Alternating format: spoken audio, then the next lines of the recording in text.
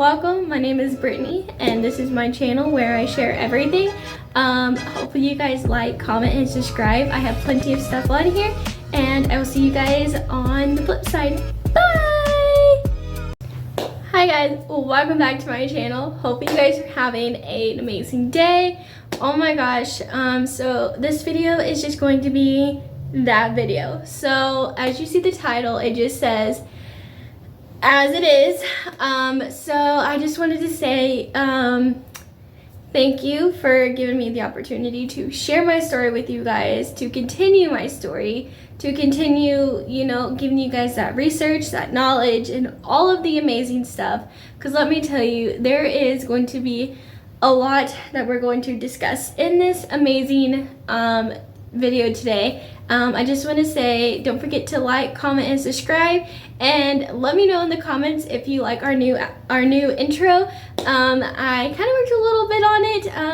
It may stay, it may not, but let's get into the video. And like I said, thank you so much for watching, and I'll see you guys on the flip side. Bye! Okay, let's dive into this amazing story. So this is going to be in a few parts. We're going to start with 2023. Yeah, we're just going to take it back a little bit. We're going to, you know, we're going to chit chat. So go grab your snacks, your popcorn, and everything. Because let me tell you, most of this will be on my podcast, because I love sharing all the amazing tips and tricks over there as well. And I did take one of your guys' idea to make all these into kind of like a documentary series, so don't worry. I do want to say it started in I would say August, maybe September, when me and my spouse were looking for an apartment. We were just getting kind of tired of the cram-packed camper that we had purchased. If you want to know a little bit more about the camper story and everything like that, I do have videos on here talking about it and kind of discussing it a little bit. I will put those here or here if you want to go check those out. So we stumbled upon, and I just want to put a disclaimer right now, I will be changing everything, the location, anything about the scenario, the story, everything will be changed just due to my safety and the other safeties. And so I just want to put that out there. So we was looking for an apartment because it was that time that we just needed to get out of that camper. And not saying I didn't love that camper, it was a great purchase. It was something that I dear and loved.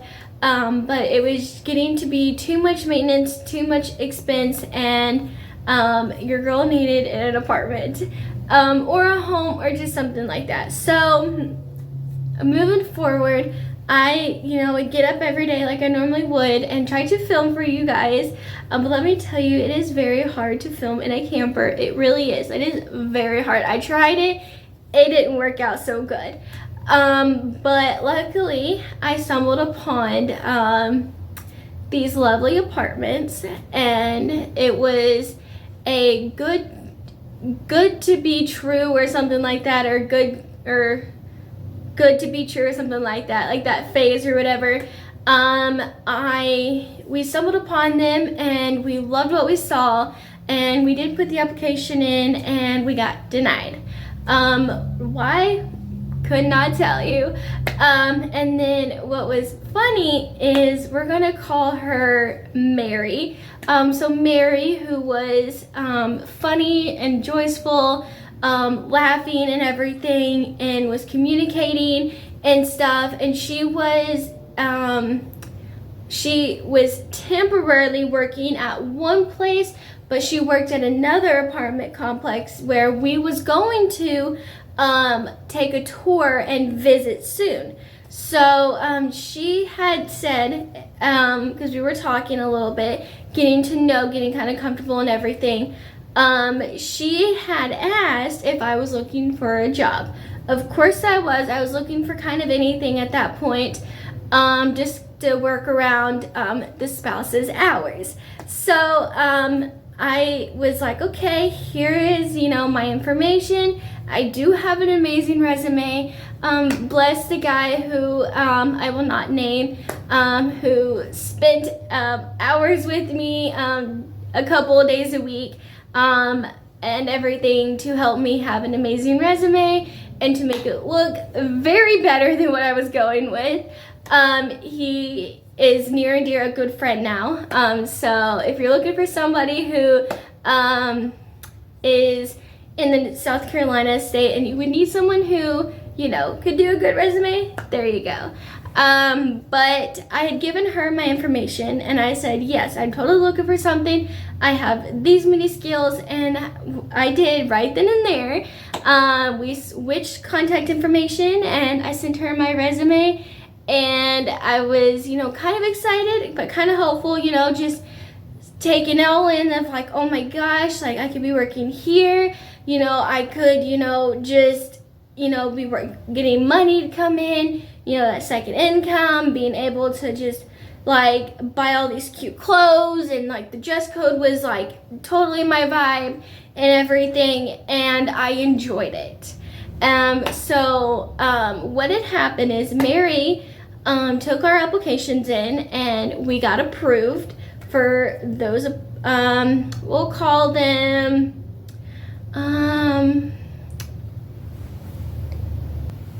we will call them the Arrow Apartments. So we got our first date to move into the Arrow Apartments, and let me tell you, these apartments were not all what you expect. First of all, we only toured twice. These were two different apartments. We liked the first one was okay. It was just a little dark, but not too ready. The second one we toured, we liked it. We loved it.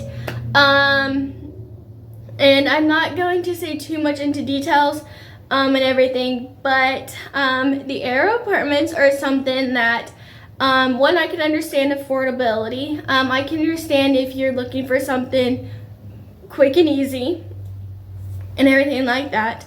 I did appreciate the company, the Arrows company.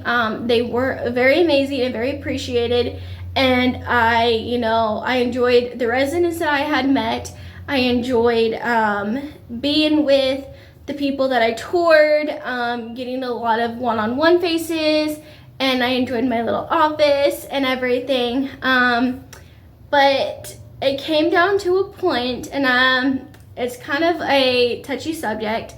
And I want to say it was maybe in November. I do want to say, I'd have to get the dates, but I know it was like kind of like the first incident.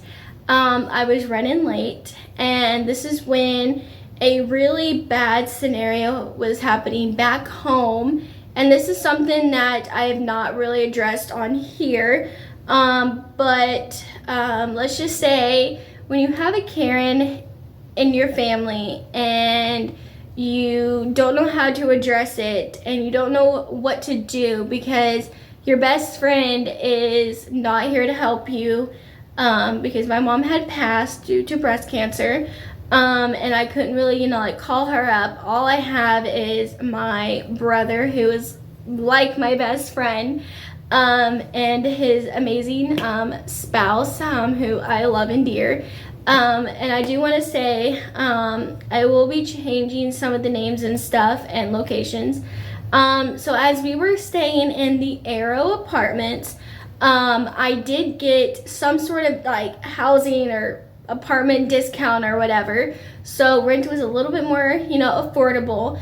I had started working there in October, and when this incident came up, I couldn't breathe, I couldn't speak, I couldn't wrap my head around it, because when you're in one state and your family is all back in your home state, and you just really don't know how to handle it, and your emotions are just like getting the best of you at this point.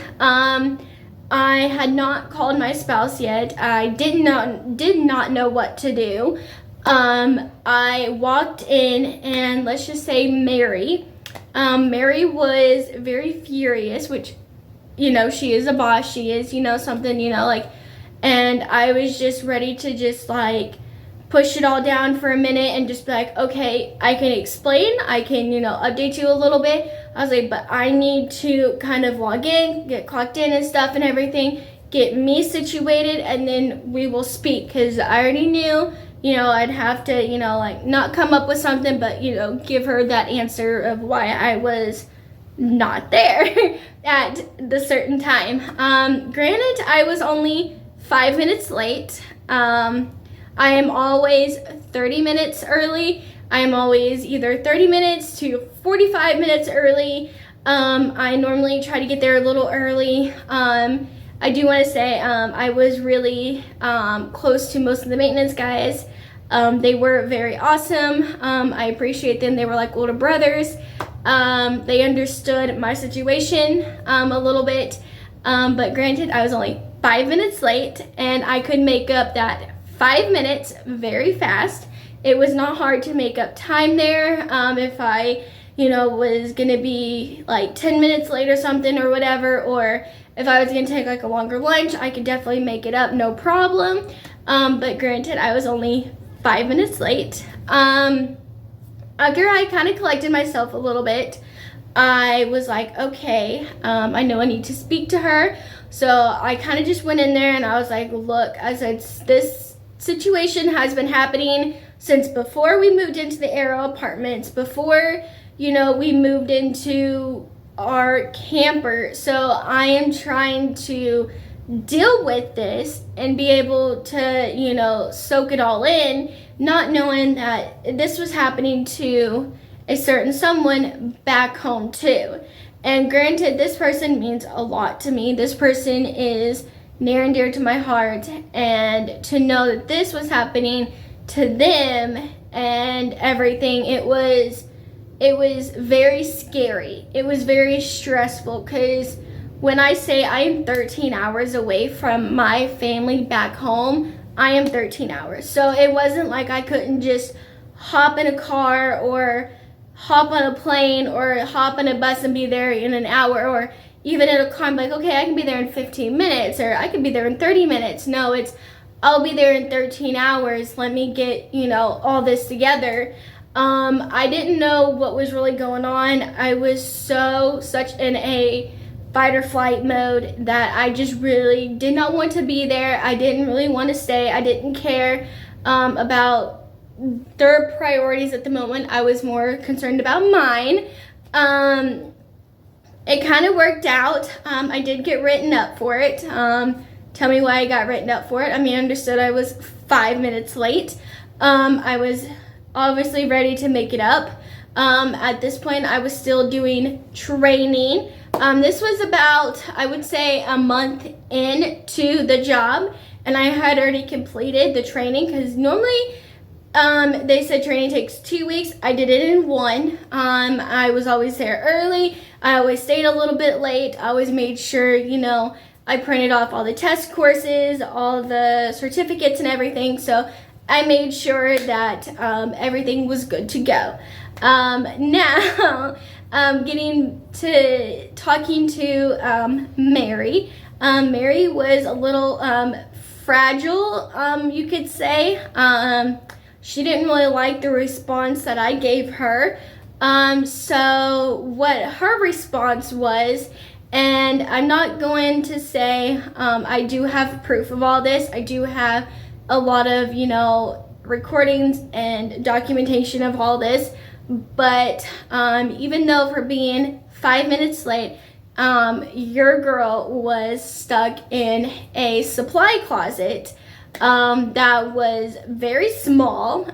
It was very crowded in there. That was a kind of like a maintenance supply closet a little bit, like in the office part, to where it'd hold like, like all the decorations or like all the filing cabinets or just any extra stuff or whatever, like toiletries for the bathroom, like a little bit of the pool equipment, and everything. And it had like a computer, and I was stuck there.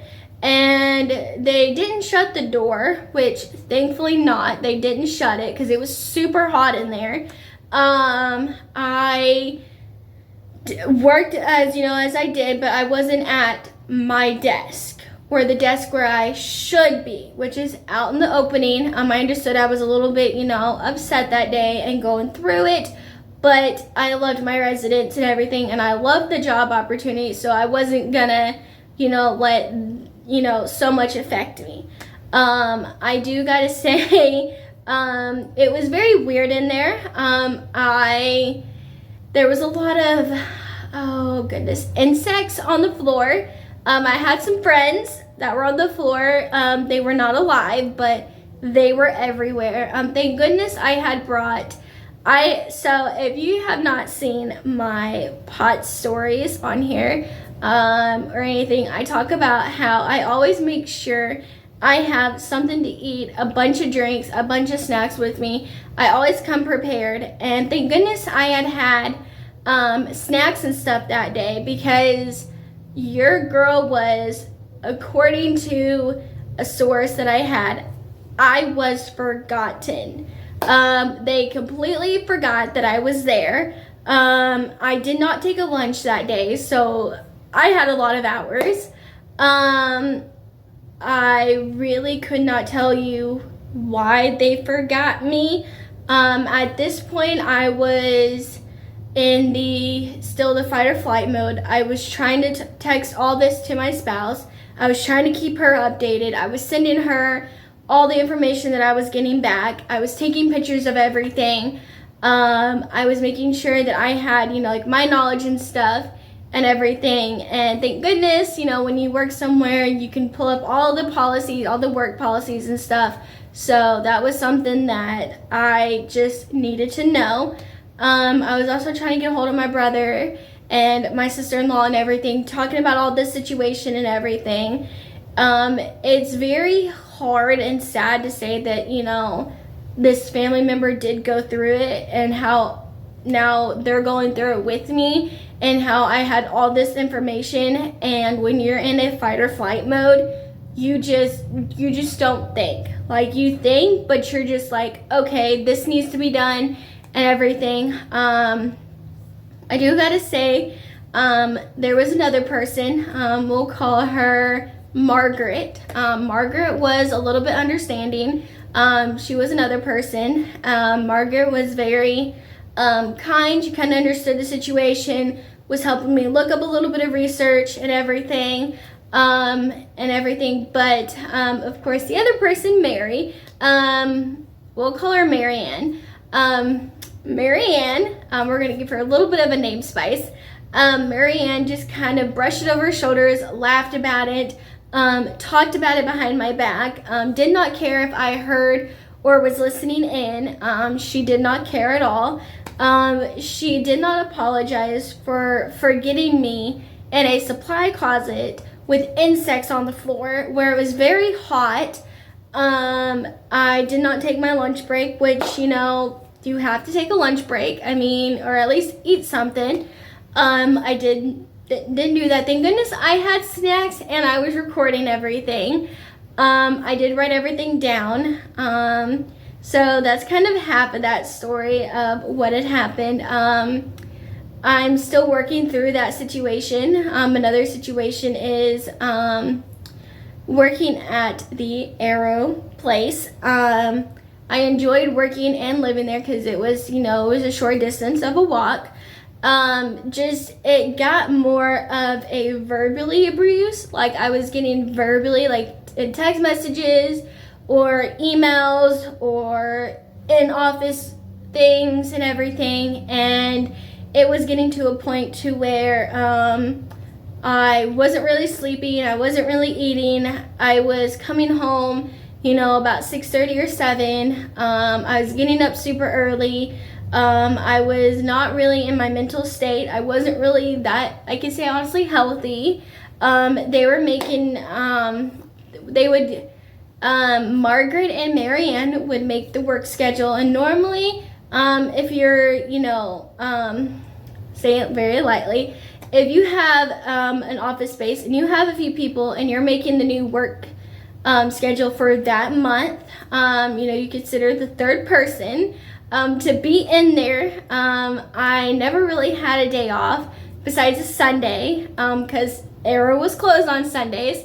let's just say your girl worked the Monday through Saturday. I rarely had a Saturday off unless it was Christmas and Christmas Eve, and thank goodness we were closed both of those days, but your girl worked.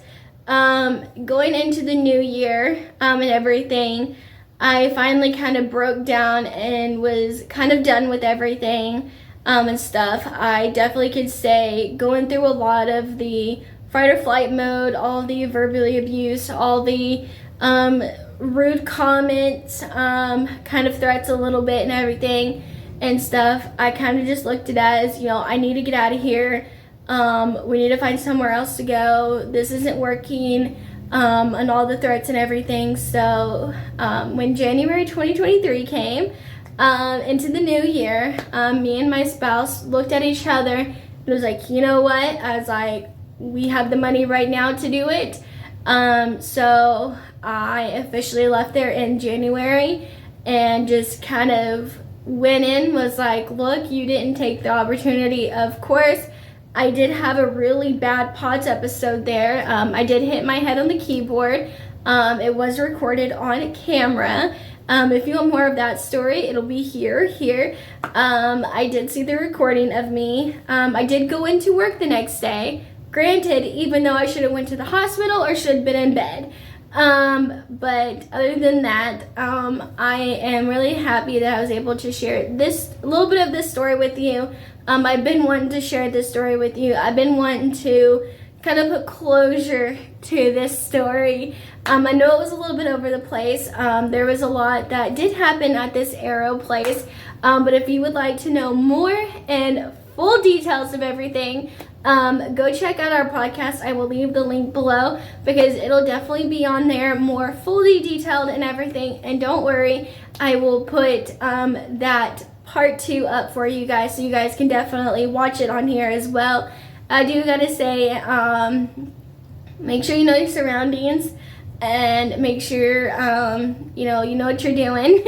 I definitely could say that I did learn my lesson at the Aero place a little bit. I feel like I should have gotten out when I should have, but the 3 months that we were there, it was very chaotic, very stressful. I felt like it was basically an HELL. I felt like I was there. I did make a lot of friends over there. I did love the residents. I do love the company. I do gotta say the company is very amazing. Just it was not for me. I did appreciate the opportunities and everything, but I was not going to stay somewhere where I was getting threatened and verbally abused and mentally abused and physically abused and everything, to the point where I am going home at night and screaming and crying and barely being able to spend time with my family, being able to watch a TV show or anything like that. So I'm going to end this part right here. There will be a part 2 of this, don't worry. But I hope you guys enjoyed this. I know this video was a little bit different. It was a little bit oddly different, but I will say it was kind of nice to get it off the shoulders. But then again, there is more to come in 2024, and I do appreciate all the love and all the support of this channel, and I will see you guys in the next video. And again, thank you so much. I love you guys so much, and I will see you guys, like I said, in the next video. Don't forget to comment, like, and share, and